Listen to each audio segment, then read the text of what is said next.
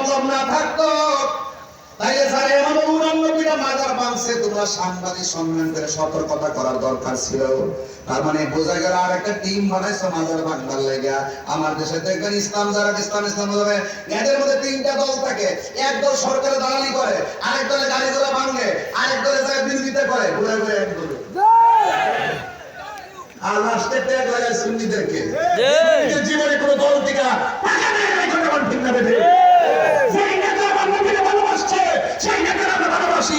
ওই আওয়ামী লীগ, ওই বিএনপি, যেই নেতা নবীকে ভালোবাসে, আমি তাকে ভালোবাসি। আমরা এই দুনিয়ার কোনো রাজনীতি করি না, আমরা মদিনা প্রেমের রাজনীতি করি।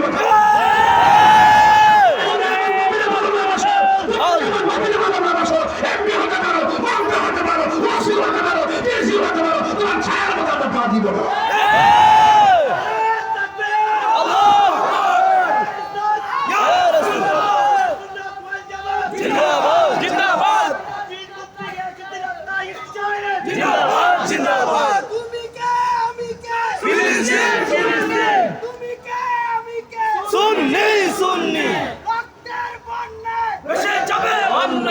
আল্লাহু আকবার জোরে কর। এখন অনেকে রাগ করতে পারে, কোন আমরা কি আসলে লালন করতে জানার দরকার আছে।